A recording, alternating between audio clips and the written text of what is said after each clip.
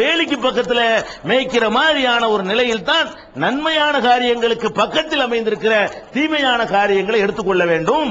இதை நபிகள் நாயகம் எல்லாத்துக்கும் லிமிட். மனைவிக்கு செய்யற கடமையை ரசூல் ஸல்லல்லாஹு அலைஹி வஸல்லம் வலியுறுத்துறாங்க. உலகத்துல எந்த மார்க்கமும் அப்படி வலியுறுத்தினது இல்ல.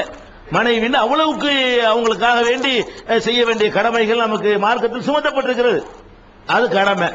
மனைவிக்கு ட்ரெஸ் எடுத்து கொடுக்குறோம், உணவு கொடுக்குறோம், அவங்கள சந்தோஷப்படுத்துறோம், அவங்களோட நம்முடைய டயத்தை ஷேர் பண்ணிக்கிறோம், பல வகையான நகநட்டுகளை எடுத்து கொடுக்குறோம், எல்லாம் செய்யணும். உங்க அம்மாவை போட்டு விட்டு வரட்டுன்னு சொல்லும்போது கேட்கறோம்ல, நன்மைதான். மனைவியின் மீது பாசம் வைக்க சொல்லி மார்க்கத்தில் இருக்கிறது, மனைவியின் மீது அன்பு செலுத்த சொல்லி மார்க்கத்தில் இருக்குன்னு சொல்லி தாய் தந்தையர் விரட்டி விட்டா இந்த நன்மையை காரணம் காட்டிக்கொண்டு அந்த தீமையை செய்திட முடியாது. பக்கத்து பக்கத்துல இருக்கிறது. மனைவிக்கு மரியாதை செய்யணும், மனைவிக்கு கண்ணியம் கொடுக்கணும், மனைவிக்கு உதவி செய்ய வேண்டும் என்பதும் அவங்க சொல்ல கேட்கணும் என்பதும் இந்த விஷயத்தில் கேட்கக்கூடாது என்பதும் ஒட்டி ஒட்டி தான் இருக்கிறது. இதுல எல்லை மீறி நீங்க போனீங்க என்று சொன்னா வேற ஒரு தப்புல கொண்டே விழுந்துரும். ஆனா பெற்றோருக்கு செய்யற கடமை எடுத்துக்கிறோமே, பெற்றோருக்கு கடமை செய்யணும். யாருக்கு நான் அதிக கடன் பட்டவன் ஒருத்தர் கேட்கிறாரு, உன்னுடைய தாயாருக்கு தான். ஐயுன் நாசி அஹக்குபி சுகபத்தி, நான் அதிகமாக கடன் பட்டது யாருக்கு? உன்னுடைய தாயாருக்கு. அப்புறம் யாருக்குன்னு அவர் கேட்கிறாரு. அப்புறமும் தாயாருக்கு தான் ரசூல் ஸல்லல்லாஹு அலைஹி சொல்றாங்க. அதுக்கப்புறம் யாருக்கு? அதுக்கப்புறம் தாயாருக்கு தான். அதுக்கப்புறம் யாருக்கு? தந்தைக்குங்கிறாங்க. அப்ப தாய்க்கு அடுத்த இடம் காலியா தான் கிடக்குது. ஒரு மனிதன் அதிகமா நன்றி கடன் பட்டிருக்கிறது யாருக்குன்னு கேட்டா தாய் தான். தாய்க்கு அடுத்து யாராவது இருக்காங்களா? இடம் காலி. அதுக்கு அடுத்த இடமும் காலி. அதுக்கு அடுத்து தான் தந்தைக்கு என்று ரசூல் ஸல்லல்லாஹு அலைஹி வஸல்லம் சொல்றாங்க. இது உண்மைதான். அதுக்காக வேண்டி ஒழுங்கா சில பேர் தாய் பாசம் நினைத்துக் கொண்டு என்ன செய்வார் தெரியுமா? அம்மா சொல்ல கேட்கணும், அம்மா சொல்ல தட்டக்கூடாது, கொண்டாடி தலா கொண்டு விட்டுருவான். இவனுக்கு அந்த மனைவி நல்லவளா இருப்பாள், இவனுக்கு அந்த மனைவி எல்லா விதமான கடமைகளையும் செய்திருப்பாள், இவனுக்கு மனைவி என்ற முறையில் எந்த ஒரு குறையும் வைத்திருக்க மாட்டாள். ஆனாலும் அந்த அநியாயத்தை செய்ய சொல்லும் பொழுது இது அநியாயம், இங்க ஒரு எல்லை, இங்க கோடு போடப்பட்டிருக்கிறது. தாய்க்கு மரியாதை செலுத்த வேண்டியதுதான், தாயை கண்ணியப்படுத்த வேண்டியதுதான். அங்க ஒரு கோடு இருக்கு. என்ன கோடு? அநியாயம் செய்ய சொல்லி தாயார் தூண்டினால் அது எத்தகைய அநியாயமா இருந்தாலும் எனக்கு பிடிக்காத காரியத்தை செஞ்சிடாதப்பா. அப்ப தாய்க்கு செய்யற அந்த கடமைக்கு கூட ஒரு லிமிட், ஒரு எல்லை, ஒரு வேலி அமைக்கப்பட்டிருக்கிறது. அப்ப இப்படி எத்தனை காரியங்கள் இருக்கிறது, எத்தனை விஷயங்கள் இருக்கிறது. நல்லதாகவே தான் காட்சியளித்துக் கொண்டிருக்கும். ஆனால் நல்லதுக்கு பக்கத்துல கெட்டது இருக்கிறது. நம்ம தெருவுல இருந்து ஒரு 20 தெரு தள்ளி இருக்கிற சாராய கடையும் நம்ம வீட்டை ஒட்டி இருக்கிற சாராய கடையும் சமமானது இல்லை. 20 தெருவுக்கு தள்ளி சாராய கடை இருந்தால் நம்ம பிள்ளைகளை தெருவுல தாராளமா வெளியே விடலாம். அவ்வளவு தூரத்துக்குலாம் மெனக்கெட்டு போயிட மாட்டான். உள்ள இருப்பான், நம்ம பார்த்துக்கிட்டு இருப்போம், நம்ம கண்காணிப்புல இருப்போம். மாமா பாப்பான், மச்சான் பாப்பான், அண்ணன் பாப்பான், தம்பி பாப்பான். அடுத்த வீட்டுல சாராய கடை இருந்தா வெளியே போனாலும் எட்டி பார்க்கணும். வெளியே போனா என்ன ஆச்சு? ஏத்தாப்புல சாராய கடை, நம்ம வீட்டுக்கு ஏத்தாப்புல சாராய கடை. வெளியே போயிட்டான் 20 பையன், என்ன ஆச்சு? பயப்படணும். வெளியே போனானே, இங்க நுழைஞ்சிட்டானோ, இங்க நுழைஞ்சிட்டானோ என்று கவனிக்கணும். பக்கத்தில் இருக்க நம்ம வீட்டுக்கு பக்கத்தில் இருக்கக்கூடிய தீமைகளா இருந்தால் அதுல கவனமாகத்தான் இருக்க வேண்டும். எத்தனை விபச்சார வீடுகள் எங்க இருக்கும், அதை பத்தி நம்ம பிள்ளை வெளியே விடும்போது கவனிக்க தேவையில்லை. ரொம்ப நேரம் ஆனதான் பயப்படணும். பக்கத்தில் இருந்தா, அடுத்த வீட்டுல இருந்தா, ஏத்த வீட்டுல இருந்தா, 2 வீடு தள்ளி இருந்தா கவனிக்கணும். என்ன ஆகுமோ ஏதாகுமோ. அப்ப நபிகள் நாயகம் ஸல்லல்லாஹு அலைஹி வஸல்லம் நமக்கு எச்சரிக்கிற தீமை என்னன்னு கேட்டா, மற்ற தீமைகள்ல இறையச்சம் உடையவர்கள் விலகி இருந்து விடுவார்கள். இந்த தீமையில இறையச்சம் உடையவர்கள் பிறண்டுருவாங்க. பக்கத்து பக்கத்தில் இருக்கிற காரணத்தினால கேர்ஃபுல்லா இருக்க முடியாதுங்க. மெயின் ரோட்ல போறவனும் ஒத்தையடி பாதையில போறவனும் சமமா இருப்பானா? அப்ப கம்பியின் மீது நம்ம நடக்கிறோம், பாலத்தின் மீது நடக்கிறதும் கம்பியின் மீது வித்தையில காட்டுறோம். சர்க்கஸ்ல 2 ஒண்ணா? பாலத்தின் மீது நவ்வாடு நடக்கலாம், இப்படி வளைஞ்சிக்கிட்டு நடக்கலாம், ஒத்த கால நடக்கலாம், நொண்டிக்கிட்டு நடக்கலாம், குனிஞ்சிக்கிட்டு நடக்கலாம். அந்த ஓரத்தில் கொஞ்சம் நேரம் நிக்கலாம், அந்த ஓரத்தில் கொஞ்சம் நேரம் நிக்கலாம், கொஞ்சம் வேகமா போகலாம், கொஞ்சம் மெதுவா போகலாம். ஒரு பாலத்தில், அகன்ற பாலத்தில் நம்ம எப்படி வேண்டுமானாலும் போகலாம். சர்க்கஸ்ல வித்த காட்டுறவன் அந்த கம்பியில் நடப்பான, அதுல ரொம்ப பேலன்ஸா தான் போகணும். இப்படி சாஞ்சிடக்கூடாது, அந்த இடம் இப்படியும் கூடிடக்கூடாது. இங்கிட்ட 25 கிலோ தான் இருக்கணும், இந்த பக்கமும் 25 தான் இருக்கணும், இங்கிட்ட 26, இங்கிட்ட 24 முறை விழுந்துருவோம். அப்ப கரெக்டா கொண்டுட்டு அந்த கம்பி மேல போய் போய் போய் அந்த எல்லையை கடக்கிறதா இருந்தால் சர்க்கஸ்ல நடத்துற மாதிரி, பார் விளையாடுற மாதிரி கரெக்டா போய் பிடிக்கலன்னா விழுந்துருவான், மண்டை போயிடும், ஆள் காலி ஆயிருவான். அப்ப வித்தை செய்யற மாதிரியான சில காரியங்களையும் அல்லாஹ் இந்த உலகத்தில் அமைத்து வைத்திருக்கிறான். அதனால ஹராமில் தள்ளிவிடக்கூடிய சில ஹலால்கள் பக்கத்து பக்கத்தில் இருக்கிறதா முஸ்தபிகாத்துக்கிறாங்க. ஹலால் தெளிவுதான், ஹராமு தெளிவுதான், ரெண்டுக்கு நடுவுல கொஞ்சம் விஷயங்கள் இருக்கிறது. இதுல இருந்து அதுக்கு போயிடலாம், அதுல இருந்து இதுக்கு வந்துடலாம். அதுலதான் நீங்கள் கவனமாக இருக்க வேண்டும். ஹராம் யாரு பன்றிக்கறி யாரும் திங்க மாட்டீங்க, திங்க மாட்டீங்க. ஆனால் ஹலாலுக்கு பக்கத்தில் உள்ள ஹராம தின்பீங்க, ஹலாலுக்கு பக்கத்தில் உள்ள ஹராம நீ செஞ்சிருவீங்க.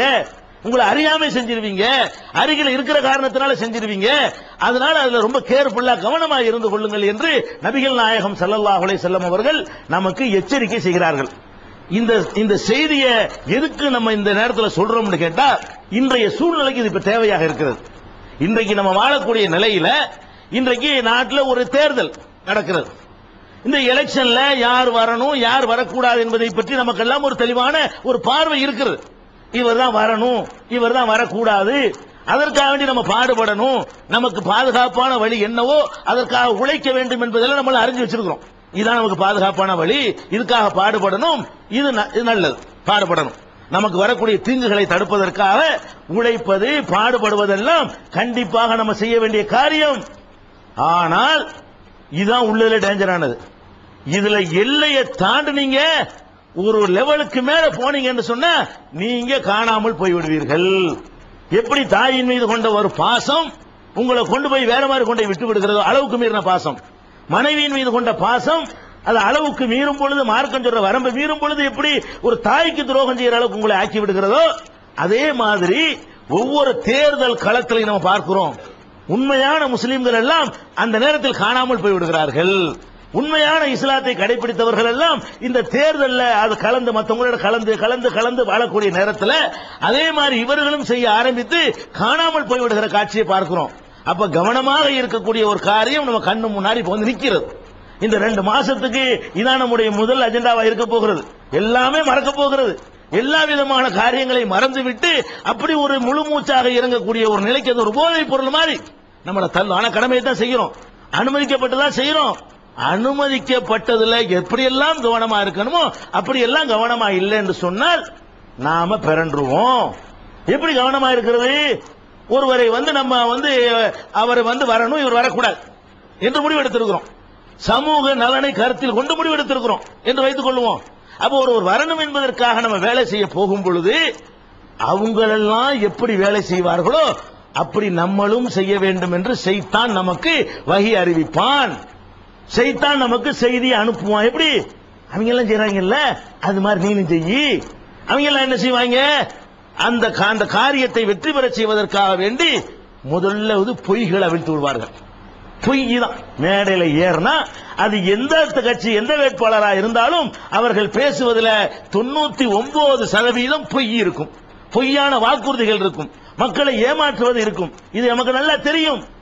நம்ம அதே காரியத்தை செய்ய போய் நுழைந்து அந்த பொய்களை கேட்டு அதையே வாந்தி எடுக்கக்கூடிய நிலைமைக்கு ஷைத்தான் நம்மை தள்ளிவிடுவான். பொய்களை ரொம்ப சொல்ல வேண்டிய நிலையை நம்ம பார்த்துக்கிட்டு இருக்கிறோம். பொய் சொல்ல வேண்டிய நிலைமை அங்கே உருவாகும். வேட்பாளர்களை ஆதரித்து களத்தில் இறங்கக்கூடிய நேரத்தில் எல்லாம் நம்ம பார்த்தோம். முஸ்லிம்கள் வேட்பாளர்களை களத்தில் ஆதரிப்பதற்காக இறங்கிய முஸ்லிம்கள் ஏக இறைவனை நம்பியவர்கள் கும்புடு போட்ட காட்சியை நம்ம பார்த்தோம். கும்புடு போட்டு மக்களை வணங்கிய காட்சியை பார்த்தோம். ஓட்டு பொறுக்கிறதுக்காக வேண்டி முஸ்லிம் வேட்பாளர்களால் நிறுத்தப்பட்டவர்கள் எந்த நிலைக்கு ஆளானார்கள்? அல்லாஹ்வை மாத்திரம் வணங்க வேண்டிய அந்த கைகள் மனிதர்களை வணங்குகிற அளவுக்கு ஒரு கீழ்த்தரமான காரியத்தை செய்தாவது இந்த தேர்தலில் ஜெயித்து விட வேண்டும் என்று நிற்கிறார்கள். அவர்களுக்கு ஆதரவாக நிற்கிற நாமும் கூட அந்த மாதிரி மேடைகளில் பார்ப்போம்.